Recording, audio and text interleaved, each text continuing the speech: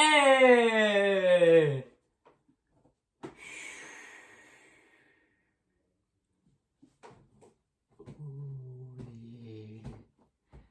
Oh là là, mais qu'est-ce qui s'est passé? Oh les a chicotés. Oh les. Oh là là, mais qu'est-ce qui s'est passé? Oh les a chicotés. Oh les. Oh là là, mais qu'est-ce qui s'est passé? Oh les a chicotés. Oh les. Oh là là, mais qu'est-ce qui s'est passé? On les a chicotés! Oh les! Oh là là! Mais qu'est-ce qui s'est passé? On les a chicotés! Oh les! Oh là là! Mais qu'est-ce qui s'est passé? On les a chicotés!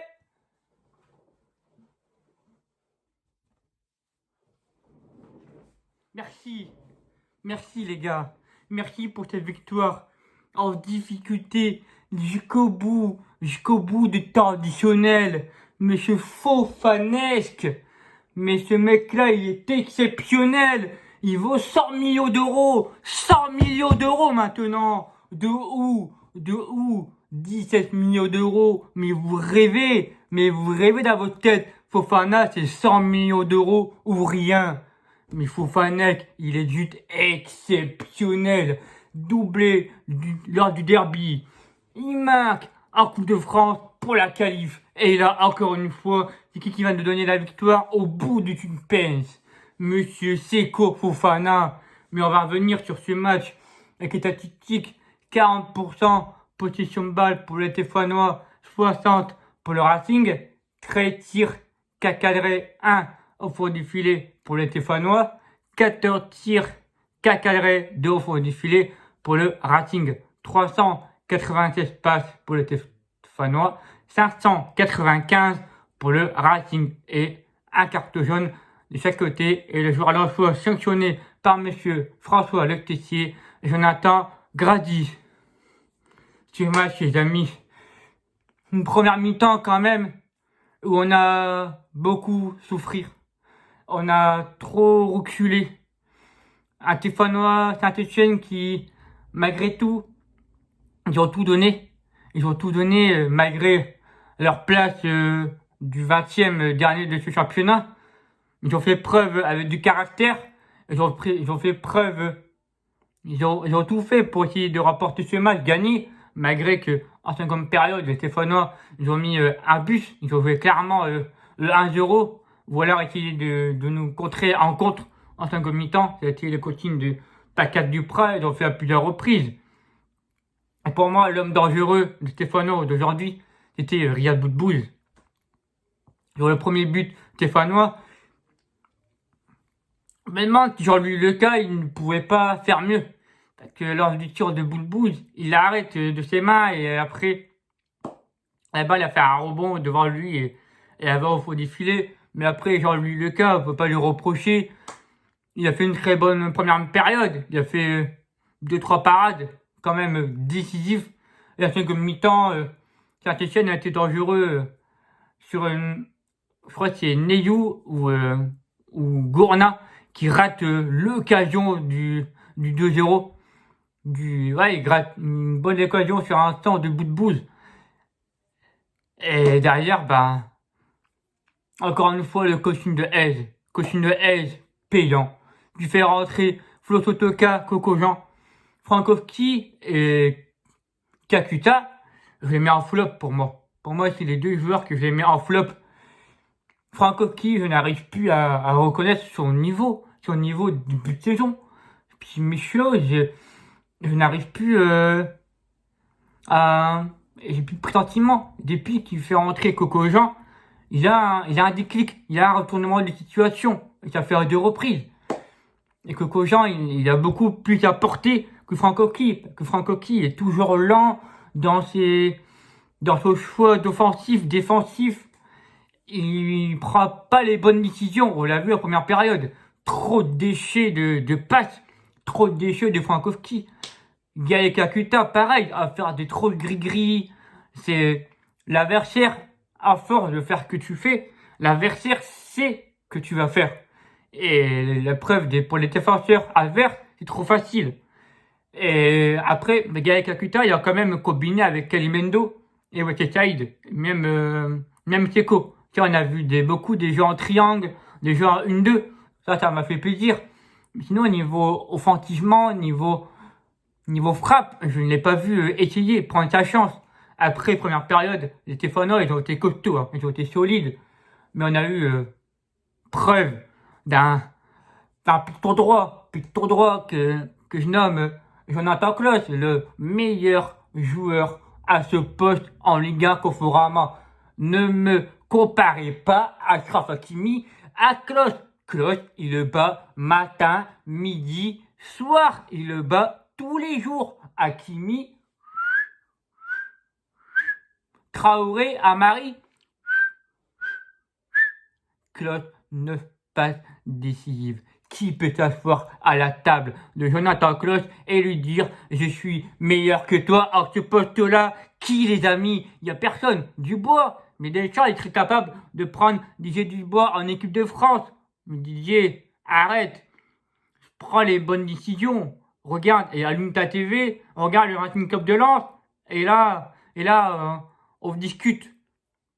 Jonathan Klaus, encore une pas décisive, d'un magnifique corner bien frappé au premier poteau qui trouve Furtotoka à la trajectoire, bim, qui met la tête et qui trompe Bernardoni. Et là, il y a un partout. Là, je me dis, c'est le moment, il y a moyen, il reste le dernier quart d'heure, il y a 15 minutes de jeu, il fait rentrer le petit Ibrahima Badé. Mais Badé, c'est la rentrée. Pourquoi?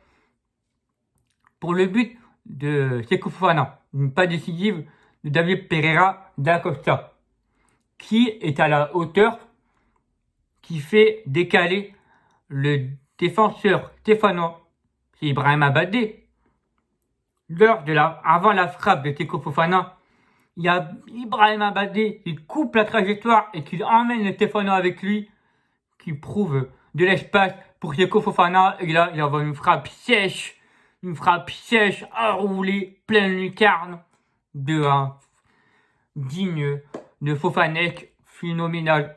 J'ai rien à dire, Seko Fofana, c'est le meilleur joueur pour moi de ce championnat. Il n'y a rien à dire, il est trop fort, Seko. Il est déjà à 6 buts en Ligue 1. 6 buts en Ligue 1 pour un milieu box-to-box. C'est juste exceptionnel qu'on l'a au sein du Racing Club de Lens.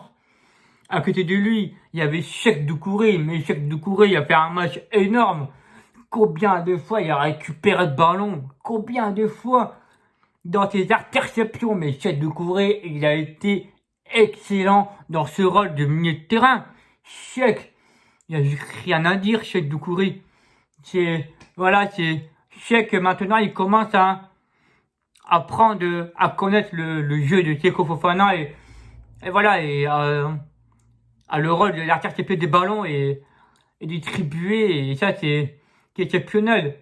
La défense, il y en a un qui m'a beaucoup plu, c'est Facundo Medina. Medina, dans la rage, il a été dans ce match. Un match propre de Fakou, il n'y a pas triché. C'est exceptionnel. Après, Kevin Danso, attention Kevin, il s'est fait manger par Riyad Boudbouz. Le marquage de Boudbouz, c'est Kevin et Frankowski. Frankowski et Kevin n'ont pas été pris le marquage. Mais il fait sortir Kevin, il part à 4-4-2, tu fais rentrer qui? Berg. Bon, j'avoue que j'ai pas trop vu le match de Berg, donc je vais pas le citer. Mais Berg, 3 fois qu'il rentre, 3 fois victoire. Que c'est un signe, ça je ne sais pas. Mais voilà. Corentin Jean, pour moi, j'espère que le prochain match, il va prendre sa place de titulaire. Parce que Coco, encore une fois, il m'a beaucoup plu. Il a beaucoup proposé. Il a même beaucoup plus proposé même que Frankowski. Il faut dire les choses. Après, Kalimendo Saïd, aligné à 3 attaquants. Donc c'était un 3-4-3. Et le 4-3 m'a plu quand même. Hein. Mine de rien, la titularisation de Wesley. Après, Wesley, par rapport à Kalimendo, Kalimundo, il a pris beaucoup de vitesse.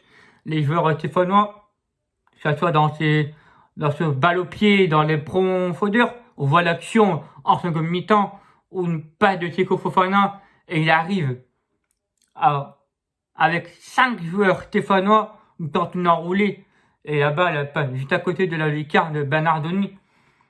Voilà, on a fait un match difficile, j'ai envie de te dire, parce que je félicite quand même Saint-Etienne. Félicite Saint-Etienne pour ce match.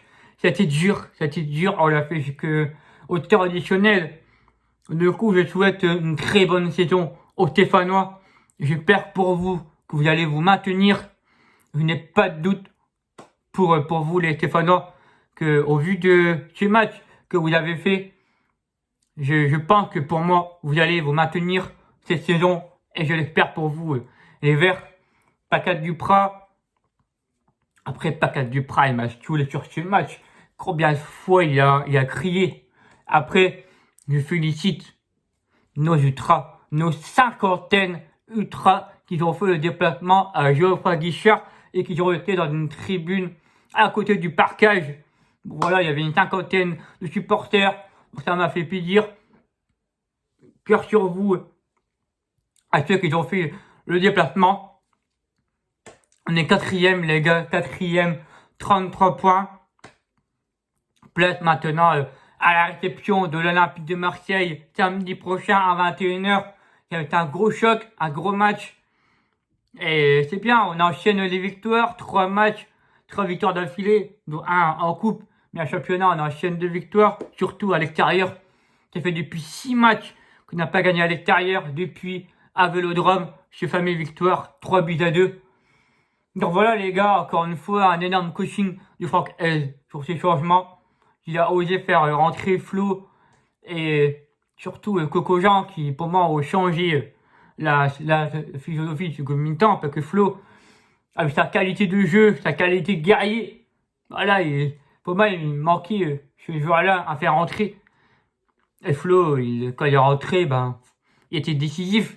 Ça m'a fait plaisir, surtout en déplaise aux haineux sur Twitter, où il y en a qui critiquent beaucoup Florian Sotoka. Donc voilà, donc maintenant, rétidine sur Flo. Voilà. Puis moi, je vous dis, on se retrouve jeudi prochain pour l'avant-match Racing Club de Lens, Olympique de Marseille, que je ferai avec mon poteau Steve, supporter au Marseille, sur ma chaîne Instagram ce mercredi à 18h. Vous avez mes réseaux sociaux en description, mon Instagram ainsi que mon Twitter. N'hésitez pas à liker, partager et à commenter la vidéo, puis surtout à vous abonner. Ça me ferait extrêmement plaisir et ainsi que à cliquer sur la cloche de notification pour rater aucune de mes vidéos d'avant-match et débrief. Puis moi je vous dis, l'enfant un jour, l'enfant toujours. Ciao les amis, c'était si beau. Et l'Europe, on va chercher les amis. C'est notre saison. On va faire l'Europe. Et j'en suis sûr. Allez les gars.